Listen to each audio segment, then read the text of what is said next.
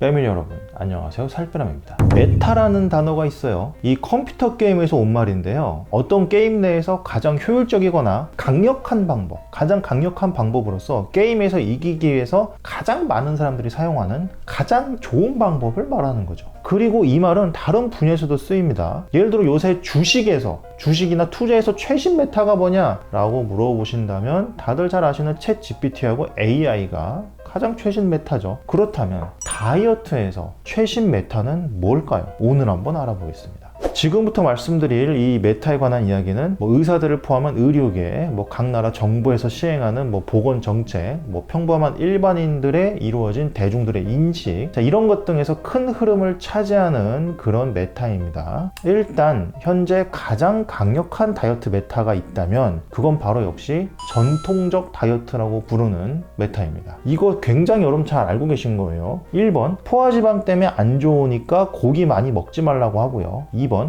고혈압, 고지혈증 같은 거 특히 조심하라고 하고요. 3번, 운동 많이 하라고 하고요. 4번, 채소 많이 먹고 해라. 요 다이어트. 여러분들이 흔히 다이어트 하면 생각나는 딱 그거예요. 저거 뭐야? 저것도 하나의 메타였어? 네, 맞습니다. 이게 하지만 하나의 메타입니다. 얘네를 전통 다이어트라고 하겠습니다.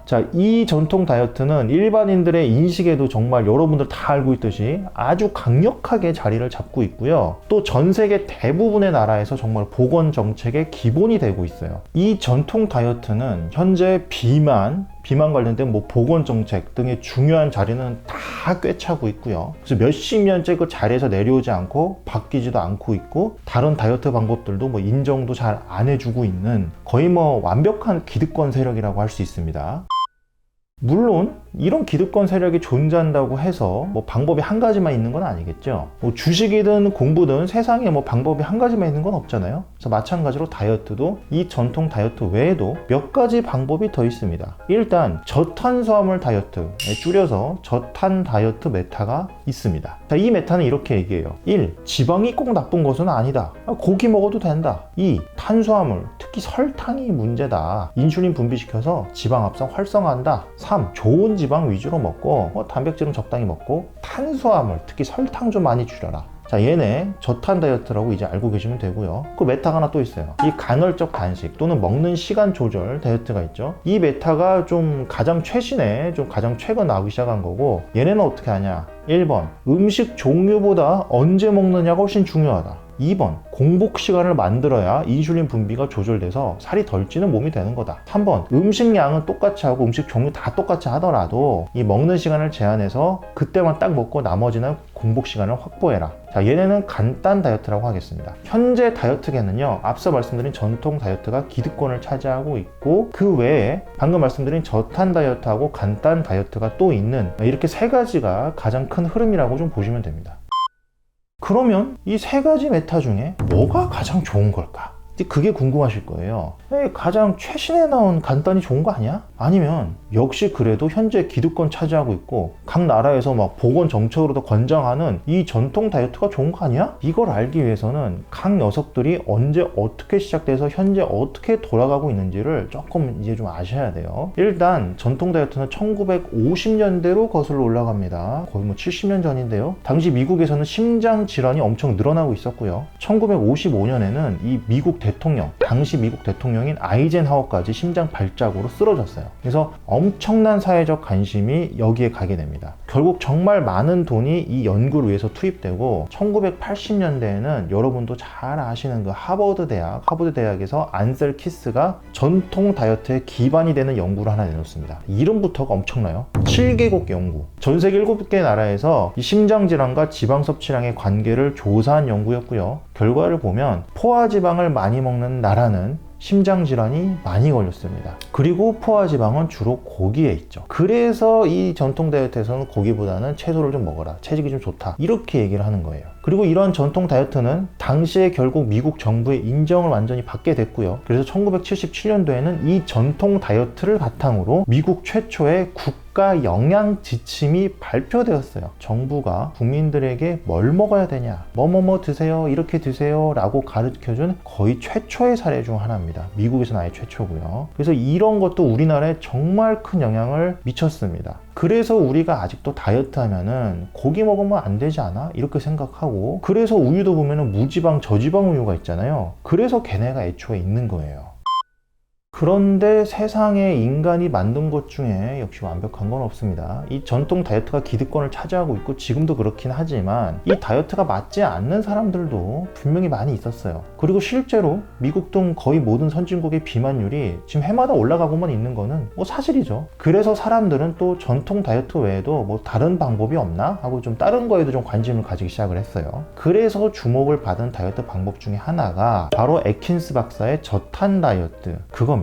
1972년도에 이분이 책을 쓴 이후로 유명해졌는데요. 이 애킨스의 생각으로는 고기나 지방보다는 설탕이 문제라는 겁니다. 그래서 설탕을 먹지 말고 오히려 건강한 지방은 먹어도 된다, 이렇게 얘기를 합니다. 이 저탄 다이어트는 이후에 무수하게 많은 비슷한 다이어트들이 나오게 되는 계기가 됩니다. 우리나라에서는 뭐 한때 황제 다이어트라는 것도 있었고, 뭐 그 외에 뭐 저탄고지, LCHF, 케토제닉, 이런 것들 다 이 같은 흐름이라고 보시면 됩니다. 그리고 이 저탄 외에 좀 비교적 최근 가장 좀 최신에 등장한 다이어트가 뭐냐면 바로 간단 다이어트죠. 이 간단 다이어트가 처음 대중들한테 널리 알려진 거는요, 2012년도 BBC 방송에서 나온 이후입니다. 우리나라에 본격적으로 좀 알려지기 시작한 거는 15년도 이후고요. 뭐 이 분야에서 유명하신 분들은 뭐 제이슨 펑이라는 미국의 의사 선생님 등등이 있습니다. 이 간단은 뭐냐면 우리가 뭔가를 먹으면 인슐린이 나오죠. 그리고 인슐린이 나오면 또 지방합성이 활성화되고, 자 그러니까 이 먹는 시간은 아무 때나 먹어서 인슐린이 아무 때나 막 나오게 하지 말고 먹는 시간 딱딱 정해놓고 먹고 그때만 먹고 나머지는 공복 시간 가져서 인슐린이 좀 안 나오게 해보자, 이런 느낌입니다. 자, 이렇게 하면 인슐린 또 민감도도 높아져서 살이 확실히 덜 찌는 몸으로 바뀌게 된다는 거죠. 이게 또 최근 연구가 활발하게 되는 분야이기도 하고요. 19년도에 NEJM에 이 존스 홉킨스 의대에 논문 실린 게 있는데, 거기서 보시면 이 간단을 하게 되면 복부 지방을 줄이고 거기에 더해서 항노화, 항암 효과는 물론 치매 예방 효과도 있다고 하였습니다. 구독과 좋아요를 누르면 요요가 안 올지도. 이렇게 오늘은 최신 다이어트 메타에 대해서 한번 좀 알아봤는데요. 그러면 결국 뭘 하라는 거냐? 무슨 메타가 가장 좋냐? 뭐가 가장 좋냐? 하지만 여러분, 일단 절대적인 정답은 세상에 없습니다. 공부 방법도 무슨 정답이 있나요? 물론 뭐 오래 앉아 있어야 된다는 뭐 기본 원리, 집중해야 된다, 이런 근본적인 원리는 있지만 그 외에는 사람마다 다를 수밖에 없는 걸 일단 당연한 거는 분명히 좀 말씀드리고, 다이어트도 마찬가지죠. 나에게 맞는 거 찾는 건 당연한 거고요. 그러기 위해서 일단 시도해 보는 게 가장 맞는 거. 하지만 우리 패밀리 분들을 위해 제 15년 임상 경험으로 일단 추천을 좀 분명히 드려볼게요. 일단 가장 먼저 나는 뭐 특별한 게 없다, 그런 분들은 전통 다이어트부터 해보시는 게 무조건 맞아요. 그냥 무난한 것을 원하시거나 손해를 보고 싶지 않으신 분들도 전통 다이어트부터 해보시면 됩니다. 이게 가장 무난합니다. 그런데 또 다른 분들이 있어요. 나는 평소에 좀 단 것을 좋아하고 막 오후 3시, 5시에 단 거 꼭 안 먹으면 너무 힘들다, 막 단 거 중독이다, 막 아이스크림, 막 초콜릿, 막 사탕 이런 거 나 너무 좋아한다, 이런 분들이야말로 저탄을 강하게 권유드립니다. 아니 내가 이미 단 거 중독인데 저탄을 어떻게 하라는 거야? 이거 맞는 말이야? 그래서 저탄을 권유를 드리는 건데요. 자, 이런 분들은 전통 다이어트를 제가 시키는 경우도 있어요. 시키더라도 저탄을 좀 섞어서 하지 않으면 살이 정말 잘 안 빠집니다. 그래서 이런 분들은 저탄을 좀 하긴 하셔야 돼요. 이런 분들이야말로 저탄을 하셔야 됩니다. 그리고 또 이런 분들이 있어요.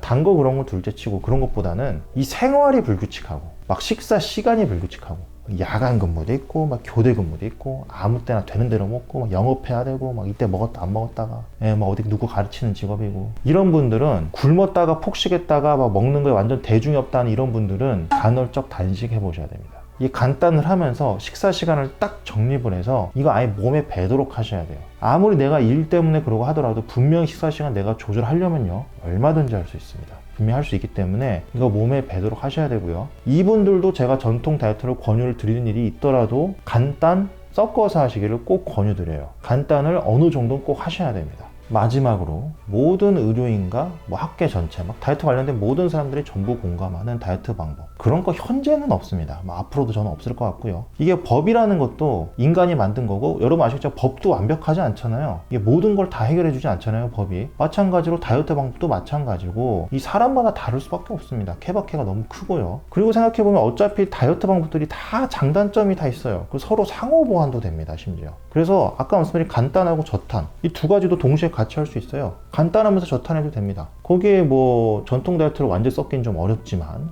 어쨌든 간에 어느 정도 된다는 거예요. 이런 식으로 서로 상호보완도 좀 되기 때문에 우리 패밀리 여러분들은 뭐 한 가지만 고집하지 마시고 막 최신 게 뭐야, 막 이게 좋은 게 뭐야 이렇게만 하지 마시고 여러 가지 다이어트 공부 다 해보시고 직접 시도도 해보면서 나에게 맞는 다이어트 방법 적절히 좀 찾아가시면 됩니다. 그게 가장 중요한 겁니다. 오늘도 다이어트와 건강을 위해서 열심히 공부하시도록 노력하시는 우리 패밀리 여러분들, 저는요 여러분들이 정말로 자랑스럽습니다. 이상 여러분의 다이어트 가이드 살빼남 그리고 브로콜리였습니다. 감사합니다.